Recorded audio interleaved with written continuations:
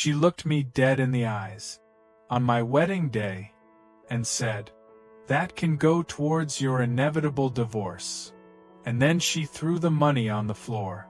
Everyone laughed awkwardly, but I didn't, because in that exact moment, I made a quiet decision.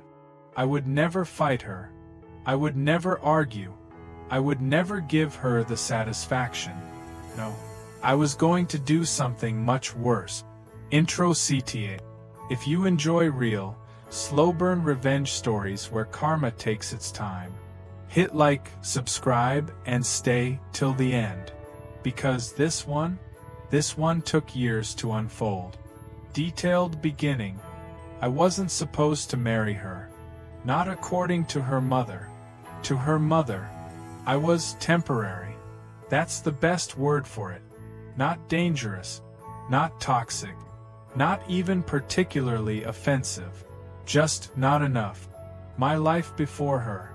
Back then, my life was simple. I worked a steady job. Nothing glamorous. 9 to 5, sometimes later if the boss was in a mood. I rented a small flat. 1 bedroom.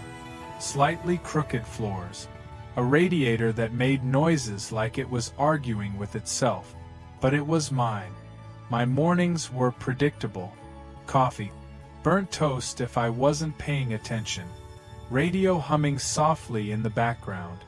I didn't have much, but I had peace. And honestly, that was enough for me. Meeting her. Then I met her.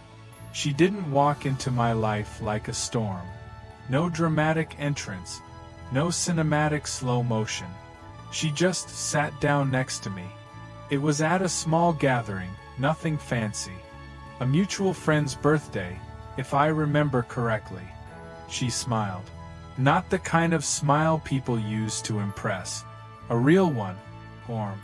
Slightly shy. We started talking. And something just clicked. Inner thoughts. You know that feeling? When you don't have to think about what to say next. Because the conversation just flows? That was us. Hours passed. People came and went. At some point, I realized I hadn't checked the time once. Dialogue moment. "Do you always talk this much?" she teased. "Only when I meet someone worth talking to," I said. She laughed. And that laugh, that was it for me. The first warning. I met her mother 2 weeks later. And from the very first second, I knew. She didn't greet me. Not properly. No smile. No warmth. Just a quick glance, up and down like she was scanning me for defects. The atmosphere. The house was impressive. Too clean. Too organized. The kind of place where you feel like you shouldn't sit unless invited. Everything screamed expectations. And I didn't meet them. First interaction.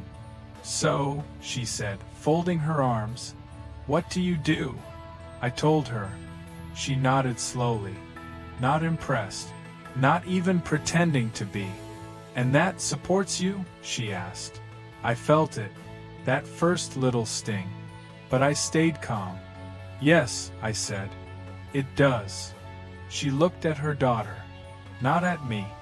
That must be difficult. Inner reaction. That was the moment I understood something very important. She had already decided who I was, and there was nothing I could say to change it. The subtle undermining begins. It didn't stop there. Oh no. That was just the beginning. Every visit came with something new. Not outright insults. That would have been easier. No. She specialized in polite destruction. Dinner table. "Oh, you made this?" she asked her daughter. "Yes. It's lovely. A bit simple, but lovely." Then she turned to me. "I suppose you're used to simpler things."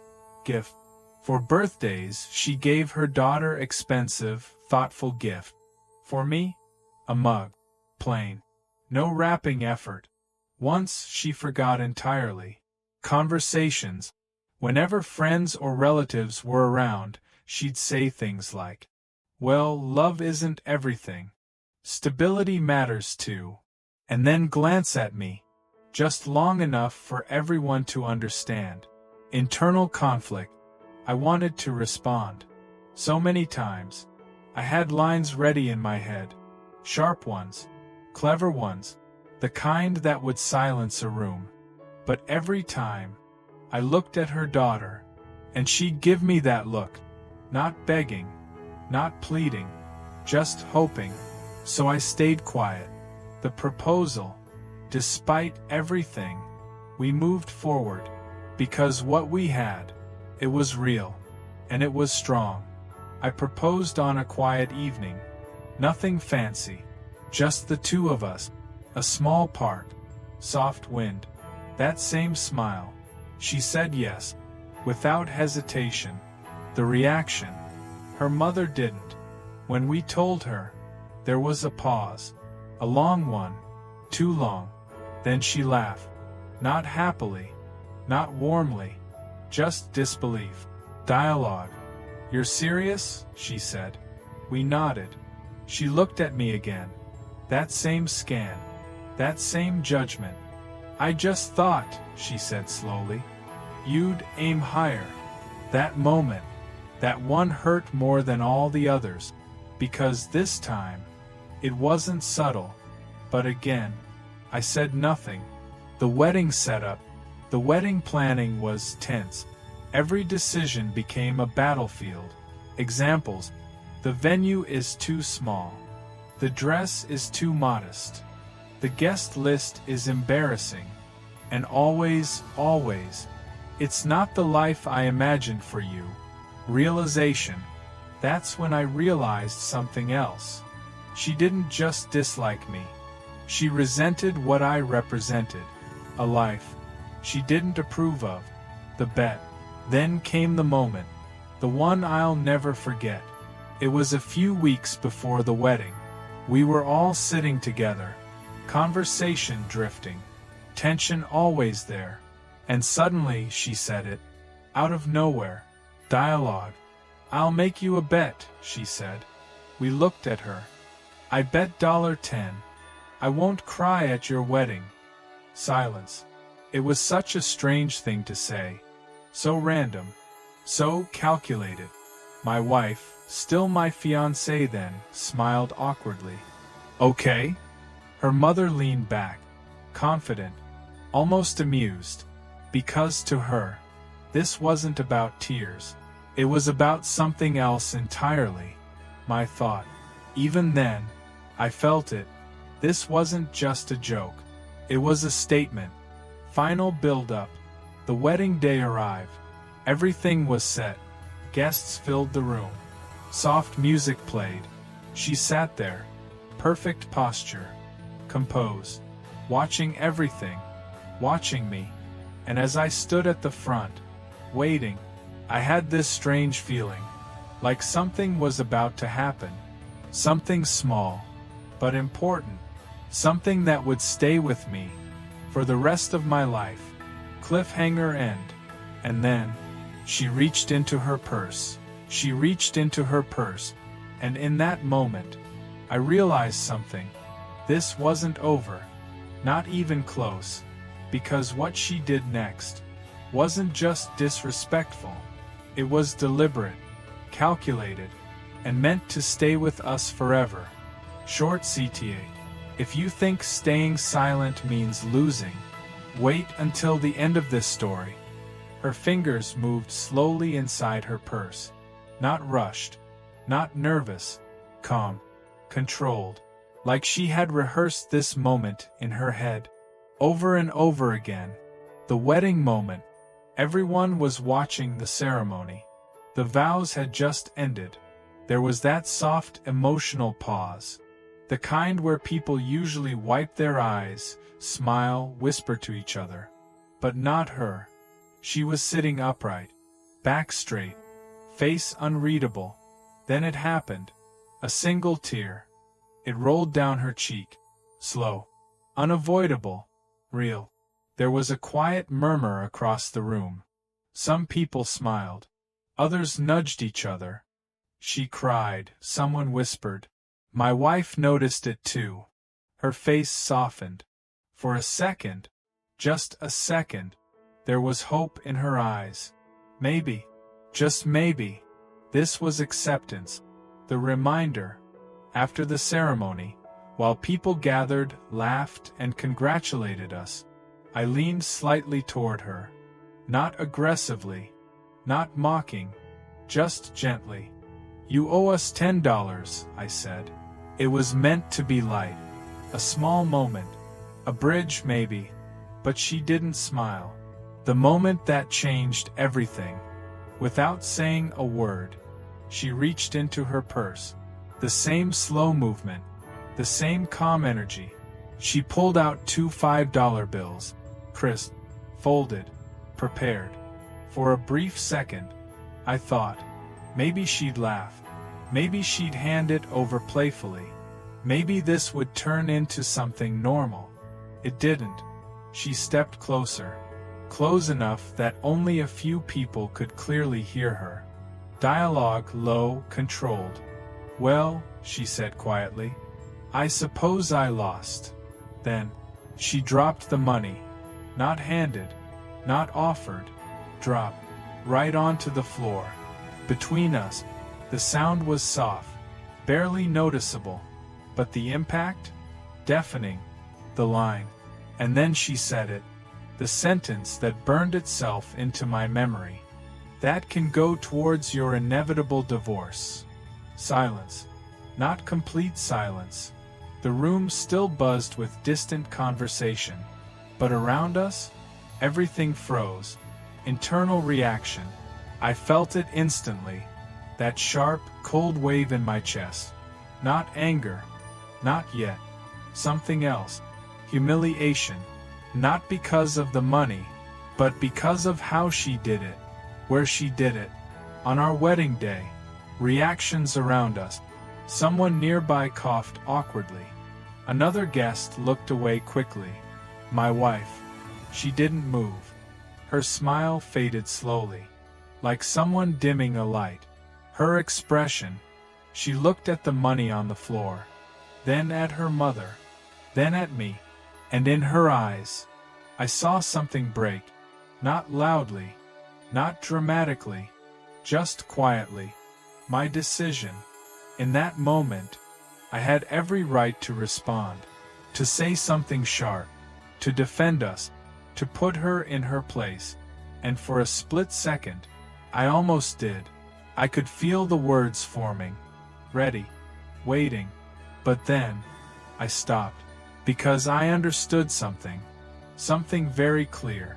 That's what she wanted. A reaction. A scene. A confirmation that I was exactly who she thought I was. So instead, I bent down, picked up the money, brushed it off, and smiled. My response. "Thank you," I said calmly. "We'll make good use of it." She blinked. Just once. It was subtle. But I saw it.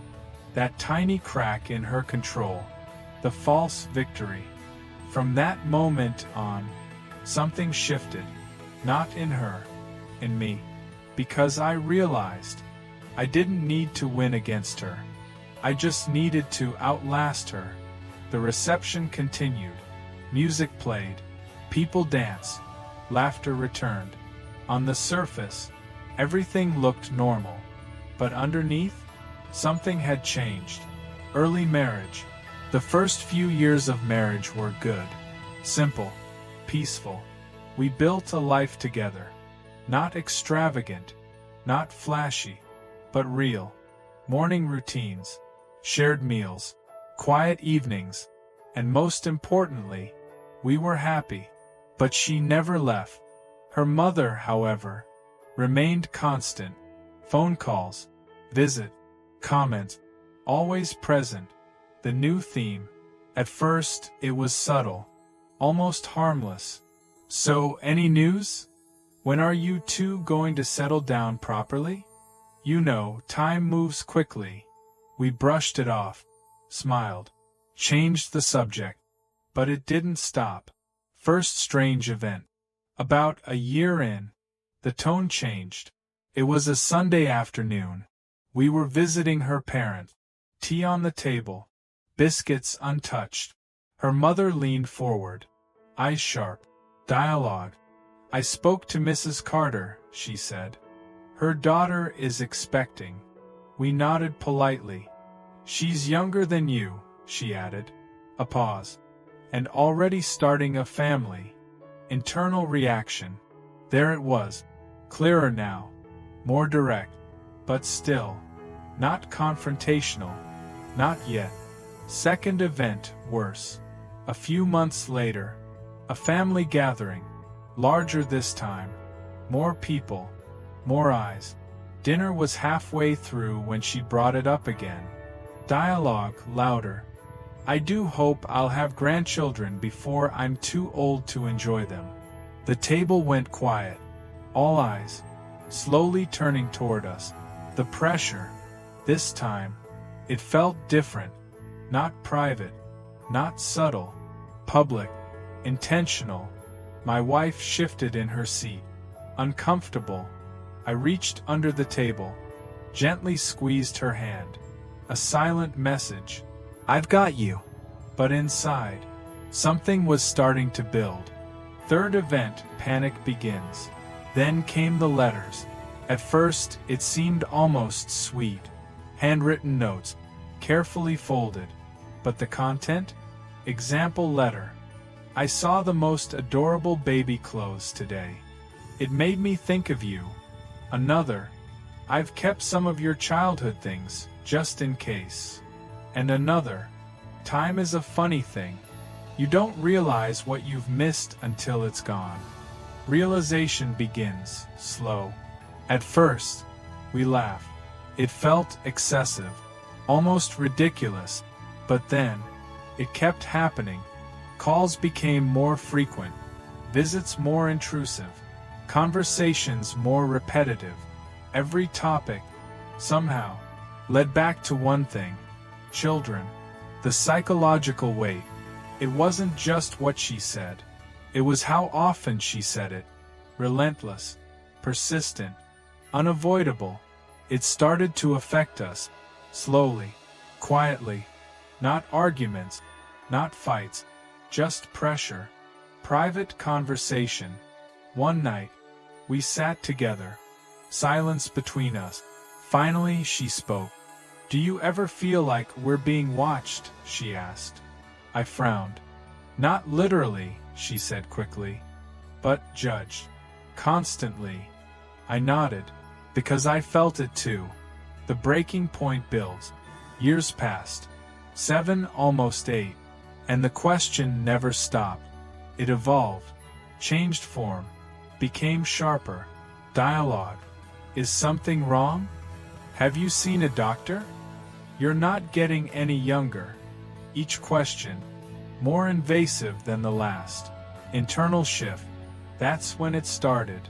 A thought.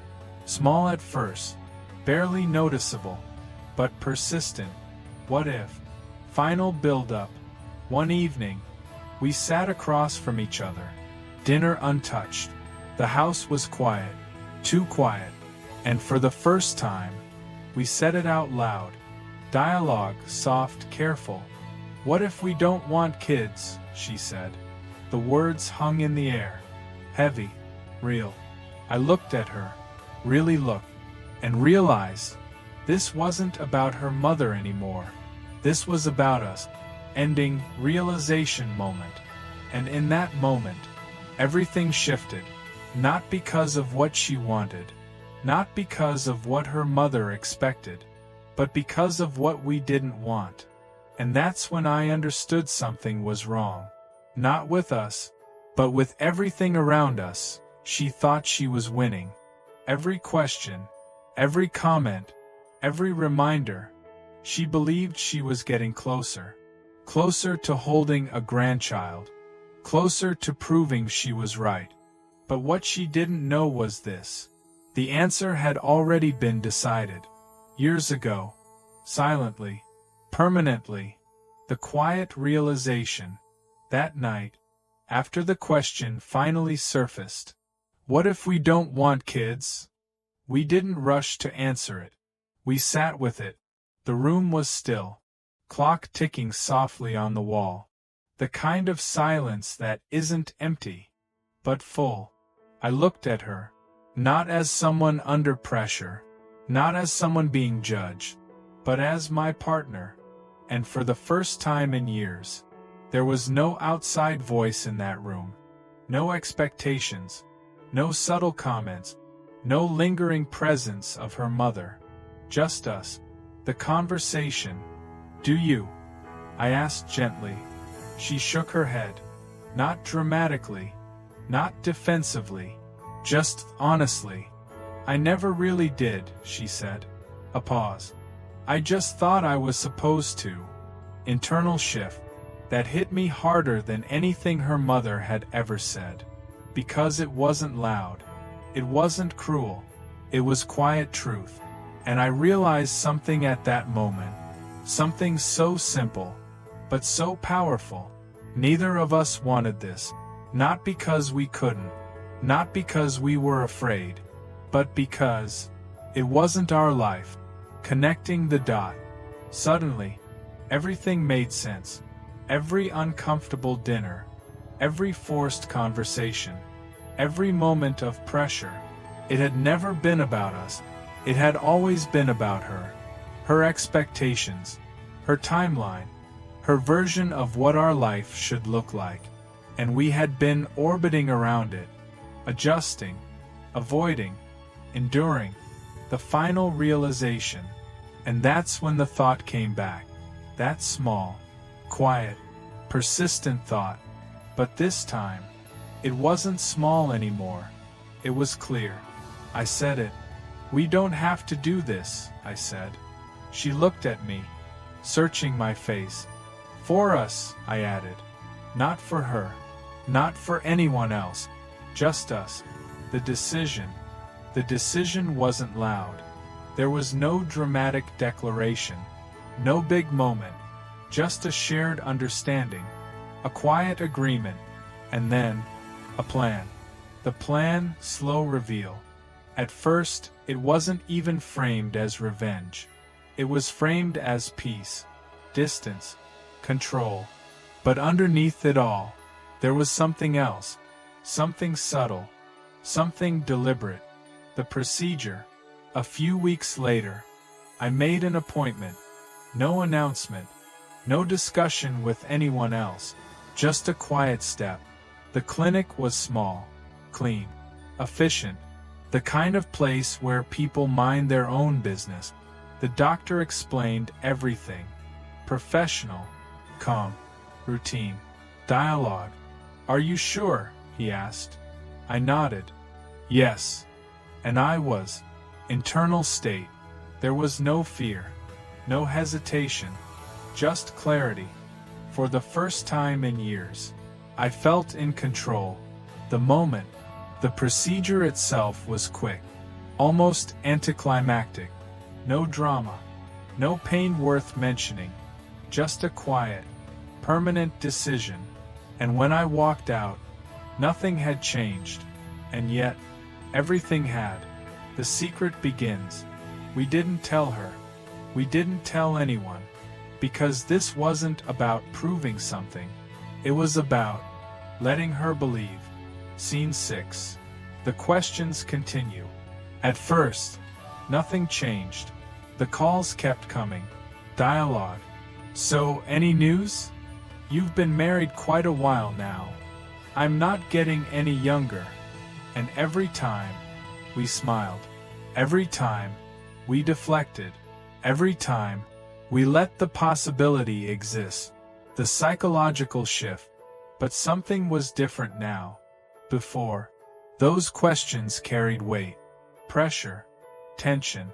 Now, they were harmless. Because we knew something she didn't. First signs of frustration. A year passed. Then another. Her tone changed. Dialogue. "Are you even trying? This isn't normal. You should see a specialist." We nodded. Agreed. "Maybe we will," we said. But we never did. Escalation. Then came the suggestions, doctors' names, articles, advice from friends, even vitamins. Packages started arriving. Little reminders, constant, unavoidable, our reaction. And every time, we thanked her. Every time, we reassured her. Every time, we kept her right where she was. On the edge of hope, the chaos builds. Years went by. Her patience didn't. Calls became frequent, weekly, then twice a week, then almost daily. Messages, call me. We need to talk. I'm worried. Emotional pressure. She started involving others. Family members began asking questions. Dialogue. Is everything okay? Your mother is concerned. You know how much this means to her. The ripple effect. It spread. What was once private became public. Subtle judgment, whispers, speculation, the breaking point. Then one day, it happened. A phone call, different tone, dialogue tense. I need to know what's going on. Silence on our end. I've done everything, she continued. I've been patient. That word, patient, almost made me smile. Emotional crack. Her voice wavered. Just slightly. I just want to hold my grandchild before it's too late. The first crack. For the first time, there was no control in her voice. No superiority. No judgment. Just need. Emotional breakdown. Weeks passed. And something changed. The calls slowed. The comments softened. The pressure turned into something else. Sadness. Dialogue. I suppose it's not meant to be. No accusation. No sharp edge.